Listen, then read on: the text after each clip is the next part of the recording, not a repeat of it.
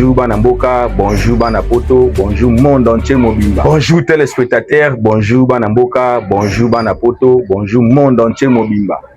Toujours comme mon messano, na chaîne abisso toujours, donc bâtir sur les rocs, abonnez, beau s'abonner massivement.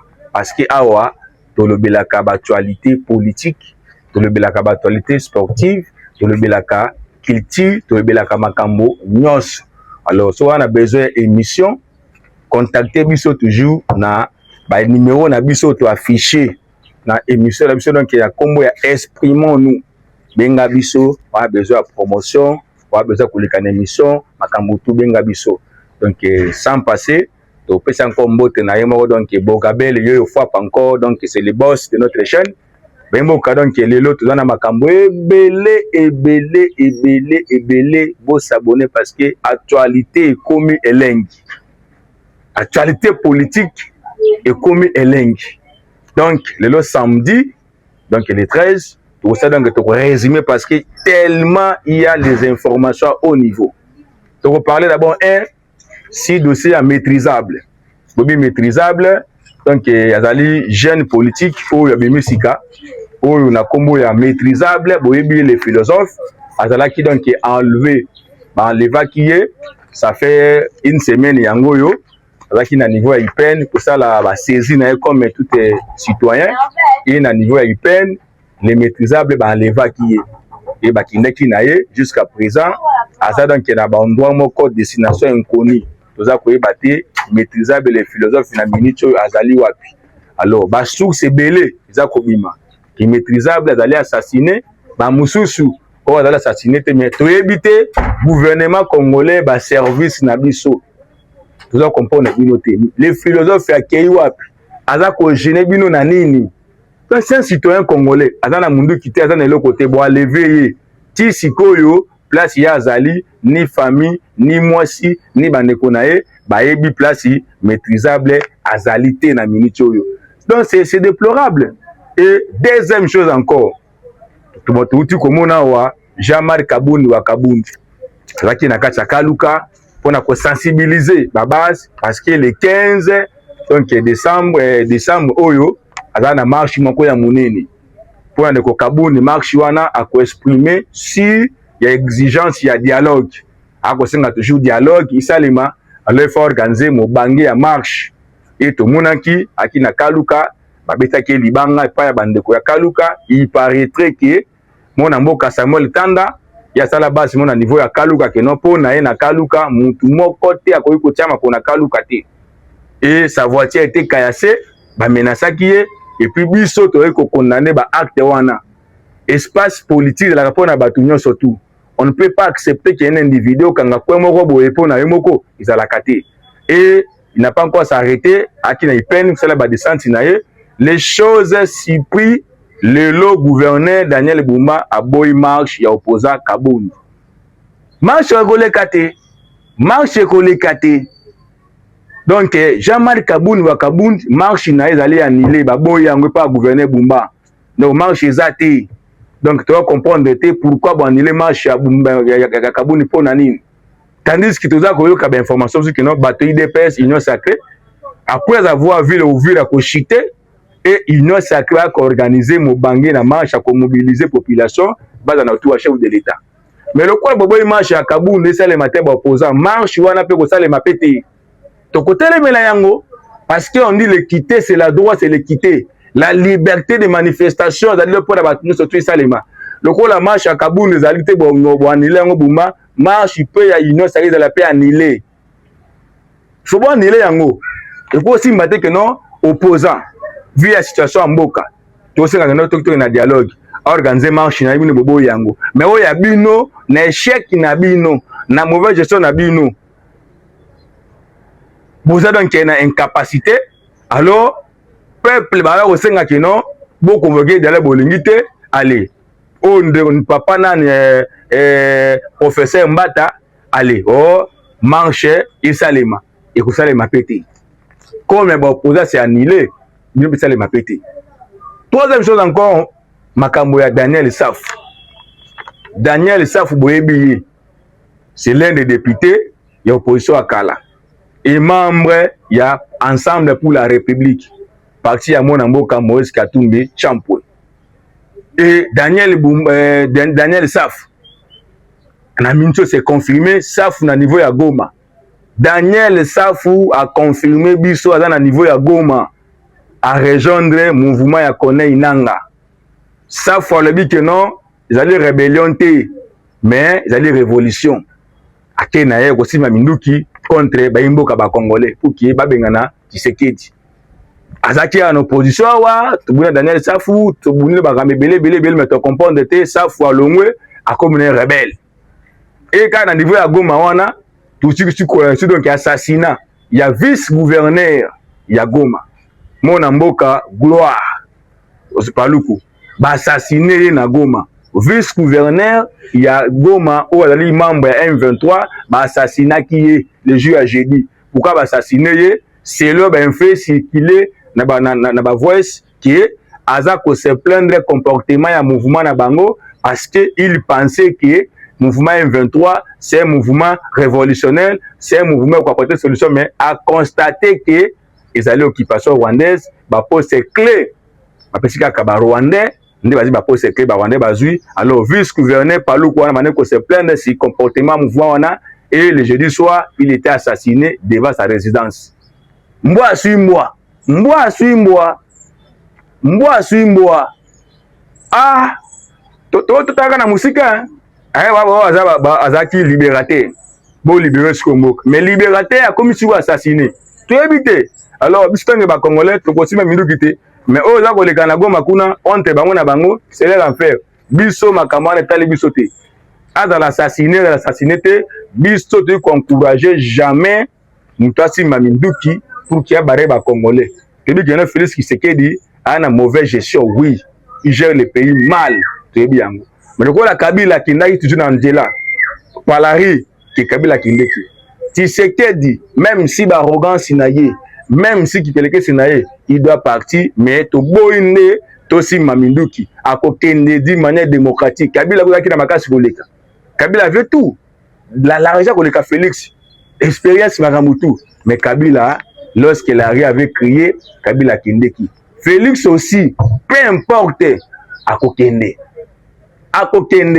mais tout le monde Congolais pour pouvoir le Kouana Biso, tout le Yangote. Paimoka. Maman na likambo lisusu awa to ki sur information mususu il paraîtrait na boyi ba service bolandelanga parce que na confirmité na le bibe na boyi ba ta année ba ta demi a pe bolandelanga parce que na confirmité mais to ka na ba rime il paraîtrait que boto ça la réquisition na GLM et pas ndako Kabila c'est là qui réquisition ndako Kabila na GLM tout ça ko yoka ba information bata la nini mais c'est leur information. Donc, moi, biloko mususu kuna, ils allaient emporter, éviter, ceux qui allaient solo, déjà le couteau, mais, on a toujours mais prochainement, on a un grand détail, ce qui réellement, GLM a été réquisitionné, il y a solo ou bien MAB. Mais ceux qui allaient il y a solo, pourquoi, quand on a minute, on a réquisé GLM? Parce que, moi, il doit savoir que Kabila, c'est un individu. Et Kabila a qui posé la République démocratique du Congo. Et Kabila aussi, c'est une institution. Kabila, c'est ce qu'il a remplacé. Les traitements, a aussi bien et pas Kabila. Traitement, la Kabila, lui aussi doit partir. Un jour aussi, lui aussi, c'est aussi poursuivable de la Kabila. Parce que l'homme passe, mais les institutions restent. Auto reprocher Kabila que nos Kabila Babumaki Bato, Kabila qui donc des démocrates, Kabila il a assassiné les gens, il a enterré les gens. Même à Kambo, Kabila doit reprocher la même situation aussi que non, Tshisekedi aussi, il est dedans. Le gros la Kabila a été condamné à haute trahison, lui aussi c'est aussi condamné parce que du fait qu'il a reçu un consent parlement, c'est outrage au parlement. Surtout on a pris donc est sérieux, mais Tshisekedi bakangé bandakala. Bandakala, mais Tant au pouvoir, Malongo Koya rappelle le sous. Lui aussi, c'est aussi poursuivable. Parce que Kabila aussi, il est condamné. Namakambo, il beaucoup reproché. Lui aussi, dans son tour, aussi condamné, mais il sera aussi poursuivable aussi un jour. Toye d'abord, on a maman na Likambo d'abord, na bako à Washington. Parce que beaucoup na biso d'abord émission ka to revendre la mingi nde yango bako à Washington et signamaki na Washington mukolo ya jeudi. Selon but accord wana c'était accord de paix. Parce que Trump et autour de Clément qui y a vandaki na ye Félix abengisi ki non acha akima mais c'est la contrepartie pour na ba minerie. Et tout le monde a signé accord wana Félix na Kagame bakuma kuna makambo bimaki ya mabe ya makasi baimboka makambo ya mabe ya kijuru wana bakoro wana o to mona ki na bitando ike ba fantasy bocha matoi na bino boyo kanga bien mupandisa ngo Tagi Magwambasa le grand politologue boyo ka matoi na bolanda wa ba info ya beka ka bola nango très bien makambo wana le kaki wana do wana na niveau ya Washington il y avait à boire à manger avant signature accord mon amour Félix Tshisekedi d'après souvent naé alingaki que non avant ba signer accord wana il faut pas retirer M23 qui était sort congolaise faut M23 longwa et armée rwandaise a retiré ba troupe naé avant à paraffer signature na kati accord wana les choses graves président ya Kenya Utu a ebisi Trump qui lors ya sommet ya SADC na EAC ya ba chef de l'État batunaka Félix Tshisekedi Tshilombo devant ses pairs homologues batuni question papa M23 baza banani et mon amour ka Félix a reconnaître que M23 bazali ba congolais siko ce bazali ba congolais à quoi sert makambo ya Rwanda na kati makamana wana siko yo wapi parce que yemoko chef d'État na biso il avait confirmé bien que non M23 ce sont des congolais na munoko na ye ba congolais mais entre temps les sous que non M23 ba rwandais finalement quelle rhétorique que nous pouvons accepter ou confirmer par rapport à makama M23 ndi Rwanda arrêté qui ba tout na été et mon ami Félix a staki ba kolaka donc na contre que parce que makamba exigeait qui avait signé accord wana isale makité et il fallait pas boya na kimakasi ne asangi siko ba accord wana oyo asignaki wana alors ba ko asignaki wana ça n'a rien à voir na réalité tant que c'est ba accord wana ne moni que non jeudi mbala moko ale bitumba ezongi ya makasi tango ezongi chef d'État na congrès na parlement PPP na parlement wa ah ça là qui discours pendant 2h30 minutes mais pendant 2h30 minutes wana du concret là qui na ngote des promesses le chef d'État et biso Tshisekedi a commis pour accuser Kagame qui no Kagame a respecté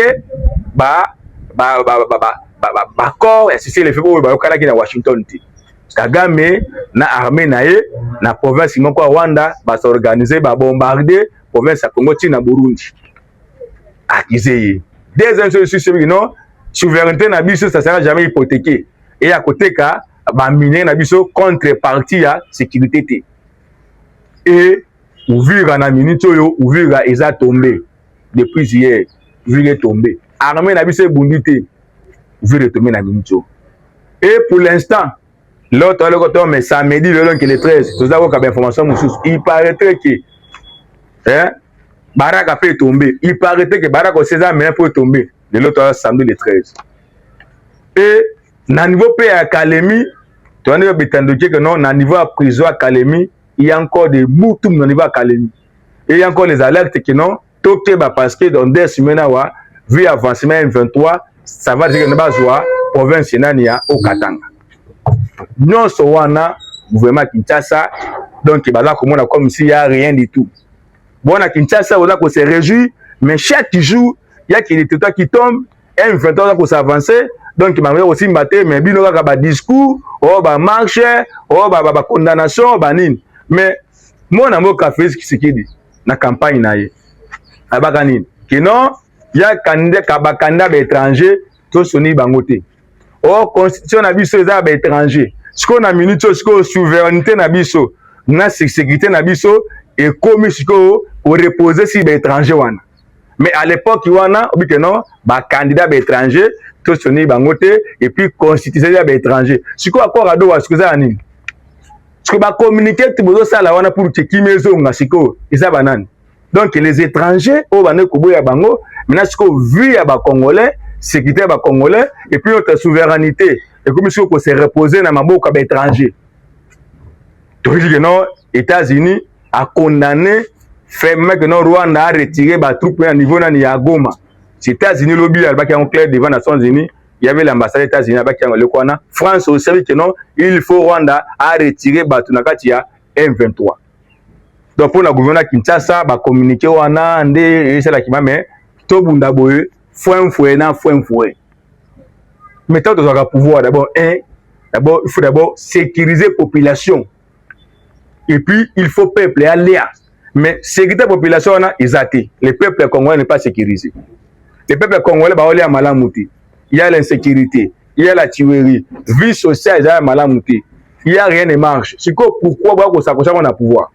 Parce qu'on s'accroche à pouvoir, c'est qu'il faut résoudre les problèmes parce que on accède au pouvoir, c'est pour résoudre les problèmes. Mais oui aussi pouvoir, il n'y a rien du tout comme résolution ou exaté. Maintenant quoi c'est qu'on s'est mis au pouvoir one. Faut pas qu'il y ait. Alors, tout ça comme on a donc que la diplomatie c'est de gauche à droite. Lobby, tout le monde a ministre intégration régionale, le lobby arrive dans niveau Angola. Pour la commande à présent Lorenzo aussi que les mukanda oyo moi na mboka Félix Tshisekedi de cela qui mukanda pour que tu évites ce qui et ça dialogue ça ko ba petit et entre temps na minute oyo entre Burundi na Rwanda donc ça tient pas donc guerre ça va risquer donc na région Mobimba parce que Burundi a pris à attaquer Rwanda na minute et ba ne konanga les choses encore grave encore panamboka les grave encore au fond la matoi président ya Uganda Museveni bande konangai Congo na biso Félix tosali yonini président ya Uganda Museveni alobi lobi alobi ke province ya Ituri eza parti ya Uganda débité abi province ya Ituri ndali parti ya Uganda. Là, c'est déclaration à président Museveni, président Ouganda. Alors, déclaration à que non, Ndenge Zali Boye, alors bien que non, province à Ituri fait partie Ouganda. Rwanda koto akangi Goma, akangi ba territoire rebelle de akangi des provinces. Koto Ouganda pe na minute ya bandike province ya Ituri, province naye. Sko finalement sko ba comme ça au Congo et comment émité parce que tous les pays des grandes régions, Grand Lac, constater que Congo est une faiblesse makasi. Quand on a une faiblesse makasi, il fait que moi, je Félix, c'est que c'est qu'on a Rwanda, on accepte que les minéraux, pour qui me quota, pays mususu pe na tout na bango pe, il commence à chercher encore des sécurité. Parce que Rwanda va réclamer que non, Ituri, ils a parti naï. Mais alors, Tanzanie en a minute au pied. Il va se réclamer. Zambie aussi, il va réclamer. Burundi, il va réclamer. Angola, il va réclamer. Centrafrique, il va réclamer. Comment on va faire réclamer? Parce que ils ont constaté que l'armée n'a pas choix, il y a pas là, on n'a pas une armée. Armée exaté. Hein? Exaté. Parce que Tala va popper pour Ouganda. Habite que non, il faut récupérer province à Ituri. N'habiter est-ce que dans niveau États-Unis, ben Afrique du Sud, ben en Égypte, en Congo Brazzaville, est-ce que mutuo ala il na buto bi que non na boloko là ça suna ninga kaitele na sima minuki na take ça sou. Mbako beta dala. Mais biso wa rébellion comment le là champ de bataille. Wana me contentement na yo olingi pouvoir te aussi bien comment otale alipona ba yo kamungo na ngale c'est les rébellions parce que pouvoir aza faible. Ndé ba rébellion et comme komata gauche droite. Alors pour que tobo ya babiloko wana tozali kosenga eloko moko que vu l'ampleur de la situation, vu l'insécurité, vu la makambo ya ko se passer na Congo, vu l'impasse politique, vu la non surtout makambo ya ko simbati. Ça sera difficile que Kagame atika Congo. Vu l'armée faible armée na biso. Ça sera aussi difficile que M23 ba quitter Uvira, ba quitter Goma, ba quitter Fizi, ba quitter la partie la Zouane. Et puis ça sera encore aussi difficile que notre armée congolaise, babou na minto ba ba territoire rwanda, ils a passe parce que tellement ba avancer makasi ba rebelle et puis ba s'armer dire les seules choses oyo e conseiller ba congolais tous ces trucs qui a gagné Bo convoquer dialogue. To singa mwana mboka Félix Tshisekedi ko ndeko nanga papa na ngai longola sexo ya orgueil. Parce que mboka na lolendo te. Ça c'est la République démocratique du Congo. La République c'est le show de tout le monde. Okokende mboka kotikala. Convoquer dialogue avec tout le monde, les belligérants, opposition civile, opposition armée, société civile, les pouvoirs en place, des jeunes, tout le monde, classe politique congolaise, coût social, to vanda, to réfléchir pour que tout ait une élection moko ya malamu na 2028. Parce que na pouvoir na kaka na mincho, kaka na distraction sala salawana, to moya kamera donc yawa katanga kotombe awa, après katanga Kasai, après Kasai donc ngoma Kisangani. On conseille un dialogue, mais il est déjà trop tard. Mais avec comme trop tard, il est temps que pour l'instant, il y a convoquer dialogue pour que les Congolais se retrouvent. Pour moi, Kochité, moi, je suis Fayoulou, qui na meeting, donc il fait ça donc le 13, mais aussi qu'on pousse en haut. Mais Tolana qui est intervention na France 24, où Fayoulou là quoi qu'ils Kagame, Abi Kagame a piégé qui se quitte dans l'accord à Washington, parce que contenu accord on a Félix Ebaki Yangote.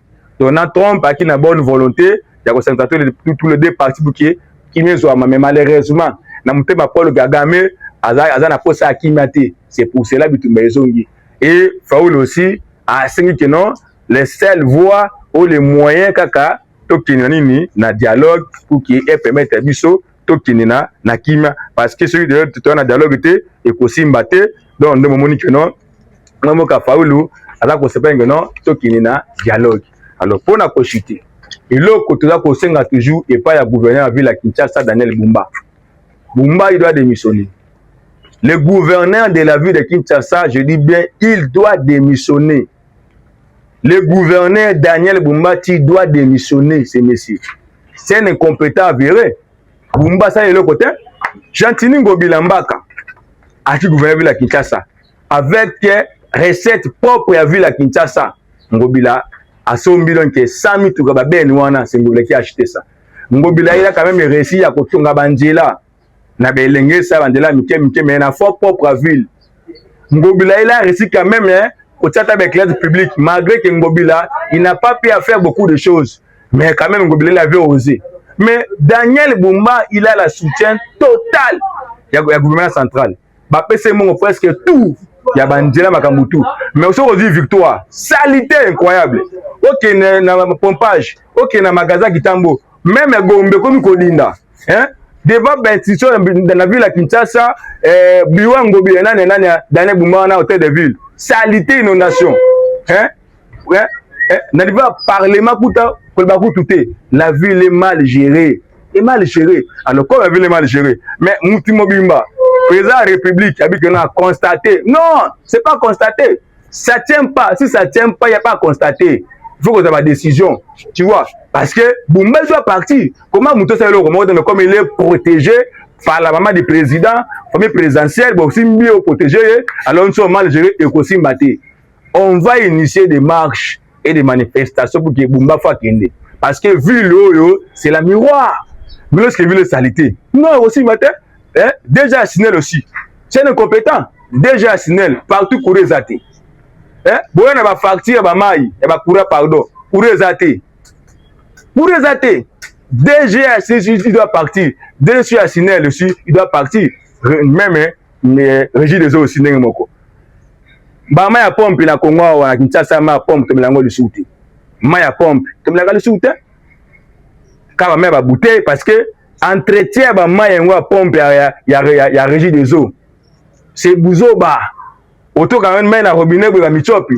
Maï salité, mais bateau bongo. Bafani ka na pouvoir pour na nini pour na kochité na eli ministre de la défense qui t'invite wana nandena et les entambwe bon pesa biso bilan ministre de la défense ana bilani ministre de la défense zéro ministre de la défense ana bilan zéro beaucoup un infirmier o yabine ni politique de sécurité te botiko mais à la tête ministre de la défense banda yo wana so mwana vita wana ata territoire ata moko te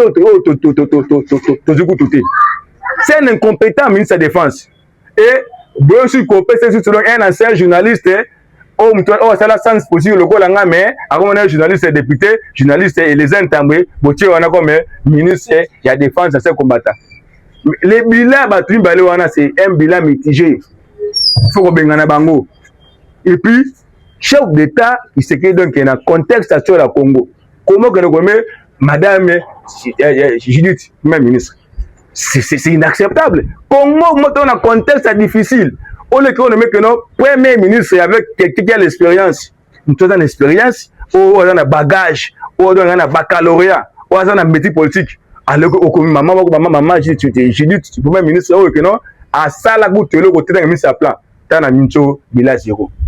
Bilan zéro, chaque ancien territoire, c'est du mensonge, tout à fait, c'est du mensonge. Moi, je prends exemple, il y a le territoire Bassankoussou. Il n'y a rien.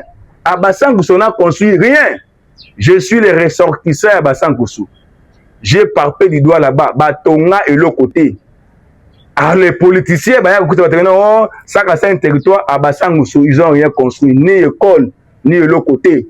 Alors, on a interpellé les ressortissants à Bassankoussou. Parce que votre territoire, ils ont reculé.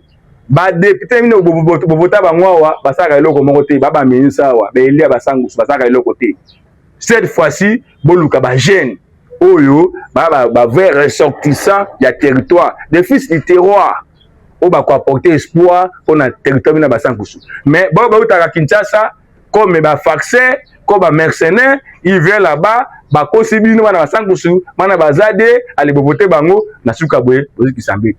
cette fois-ci, il faut toujours Maël. Et je crois que non, tu ramasser ce qui est essentiel comme ma camonabi, surtout information. Je crois que tu as toujours chaque jour, on a besoin de mon émission. Contactez biso na ba chaîne ikiwana, on a besoin de reproches, remarques, observations. Si je sors, on met la biso te répondre yo. Alors, tu peux savoir que la barbe na kin beauté, donc sans oublier la superviser la biso oyo. Il y a donc les grands directeurs, donc les grands directeurs dans le PC beauté, jusqu'à Ryan, donc mon ancien Georges, donc PC Mobiso Zali et Bana surtout à Kinshasa aux alliés belé, sans oublier Madame Grace Ngalula, donc parce que aux autres personnes beauté. Et bana nyonso ya mouvement citoyen exprimons-nous et peuple congolais mbote na bino ciao prochainement.